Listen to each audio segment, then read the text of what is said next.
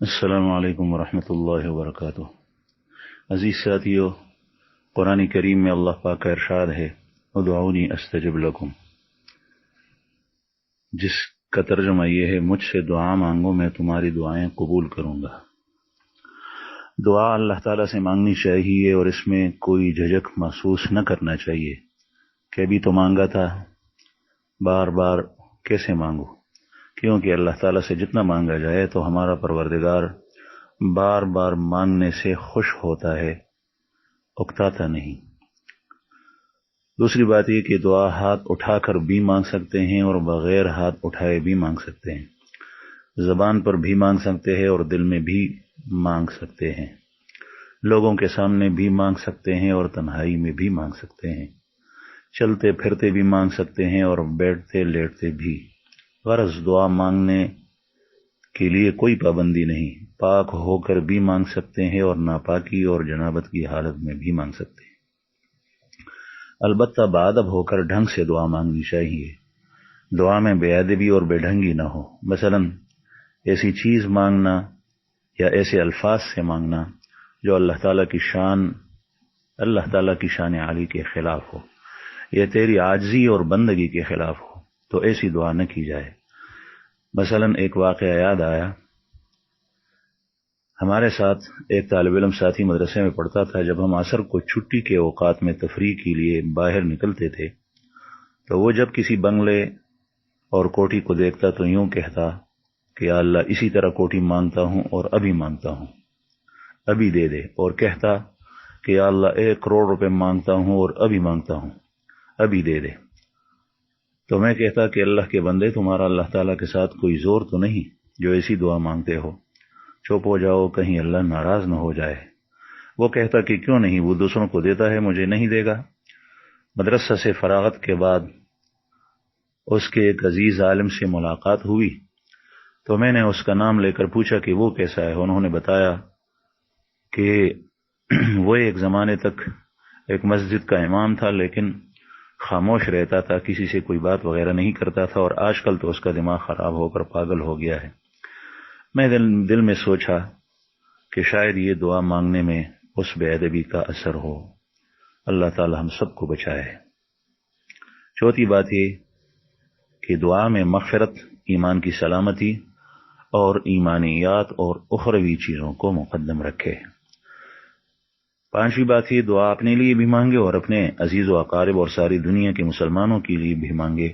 چنانچہ ام المومنین حضرت عائشہ رضی اللہ عنہا فرماتی ہیں، جس کا خلاصہ تقریباً یہ ہے کہ ایسا زمانہ آئے گا کہ لوگ اپنے گزشتہ بھائیوں کے لیے دعا نہیں مانگیں گے۔ چھٹی بات یہ، خود بھی دعاؤں کا اہتمام کریں اور دوسروں سے بھی دعائیں لیں، لیکن دوسروں سے دعائیں لینے میں احتیاط کریں کہ اس بندے کو اتنا تنگ نہ کرے کہ وہ آپ کو بجائے دعا دینے کے بد دعا دے۔ مثلا ایک طرف آپ اس پر ظلم کر رہے ہیں، اس کا حق دبا رہے ہیں، اس کو نقصان پہنچا رہے ہیں، اور دوسری طرف اس کو دعا کا بھی کہہ رہے ہیں۔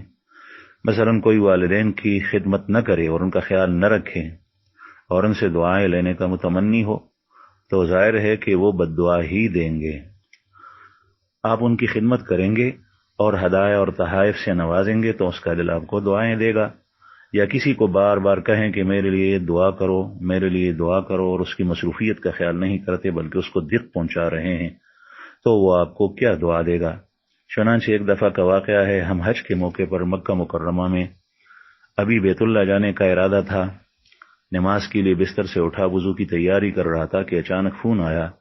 اٹھایا تو اس طرف سے ایک ساتھی کہہ رہا تھا کہ میرے لیے دعا کرو۔ میں نے کہا ٹھیک ہے کرتا ہوں۔ پھر کہنے لگا اسپیشل دعا کرو۔ میں نے کہا ٹھیک ہے۔ پھر کہنے لگا کہ تہجد میں دعا کرو۔ میں نے کہا یاد آیا تو انشاءاللہ کروں گا، اور اللہ نے توفیق دی تو کروں گا۔ تو وہ مزید کہنے لگا کہ میرے لیے دعا کرتے وقت دعا میں یعنی رو رو کر میرے لیے دعا مانگو۔ میں نے کہا رونا تیرے لیے مجھے دعا میں آئے گا یا نہیں، لہٰذا رو تم اور دعا میں کروں گا۔ تو اتنی قیودات لگانے سے دوسرا تنگ ہو جاتا ہے تو دعا کی بجائے کہیں وہ بد دعا نہ کرے۔ اس لیے اس بات کا خیال رکھا جائے کہ اس کے ساتھ ایسا رویہ اختیار کریں کہ اس کا دل اندر سے آپ کے لیے بغیر مانگے ہوئے دعا کرے۔ دعا یقین اور توجہ سے مانگنی چاہیے، اور توجہ یہ کہ آپ کی تمام تر توجہ اللہ کی طرف ہو، اور یقین یہ کہ آپ کو اپنے رب پر کامل یقین ہو کہ انشاءاللہ اللہ تعالیٰ میری دعاؤں کو قبول کرے گا، اور اللہ پاک قبول کرتا ہے، قبول کر سکتا ہے۔ اس یقین کے ساتھ ہو، بے توجہی کے ساتھ نہ ہو، اور دل میں تذبذب اور شک نہ ہو کہ پتہ نہیں میری دعا قبول ہوگی یا نہیں۔ اور پھر یہ کہ دعا میں جلدی نہ کی جائے۔ مثلاً بعض لوگ کہتے ہیں کہ میں اللہ تعالیٰ سے دعا مانگتا ہوں لیکن میری دعا قبول نہیں ہوتی۔ حدیث مبارک میں نبی کریم صلی اللہ علیہ وسلم کا ارشاد مبارک ہے، آپ نے ارشاد فرمایا کہ بندہ کی دعا قبول ہوتی ہے جب وہ جلدی نہ کرے۔ صحابہ نے عرض کیا کہ یا رسول اللہ جلدی کیا ہے؟ تو آپ صلی اللہ علیہ وسلم نے ارشاد فرمایا جلدی یہ ہے کہ کوئی شخص یہ کہے کہ میں دعا مانگتا ہوں لیکن دعا قبول نہیں ہوتی۔ پھر دعا کی قبولیت یہ بھی ہے کہ اللہ جل جلالہ اسی وقت وہ چیز دے دے، اور دعا کی قبولیت یہ بھی ہے کہ کچھ عرصہ کے بعد وہ چیز دے دے۔ چنانچہ نبی کریم صلی اللہ علیہ وسلم کی دعا جو سید الرسل خاتم النبیین ہے 15 سال کے بعد قبول ہوئی، اور حضرت موسیٰ علیہ السلام کی دعا جس پر ہارون علیہ السلام آمین کہتے تھے 40 سال کے بعد قبول ہوئی۔ اور کبھی دعا کی قبولیت یہ بھی ہے کہ اللہ جل جلالہ اس چیز کی جگہ پر دوسری چیز دے دے، کیونکہ اللہ جل جلالہ کو معلوم ہے کہ اس بندے کے لیے یہ چیز مناسب نہیں ہے، یہ بھی قبولیت کی۔ پھر اس کے ساتھ ساتھ یہ کہ آپ کی دعا کبھی ضائع نہیں ہوگی۔ اگر وہ دنیا میں آپ کو کوئی چیز نہ ملی تو آخرت میں اللہ جل جلالہ اس کو ذخیرہ فرمائے گا۔ تو مایوس نہیں ہونا چاہیے کہ میری دعا قبول نہیں ہے۔ چنانچہ حضرت ابراہیم علیہ السلام کا واقعہ ہے کہ ایک دفعہ حضرت ابراہیم علیہ السلام کی آبادی سے باہر پہاڑوں میں کسی بوڑھے سے جو اللہ کا نیک بندہ تھا اس سے ملاقات ہوئی۔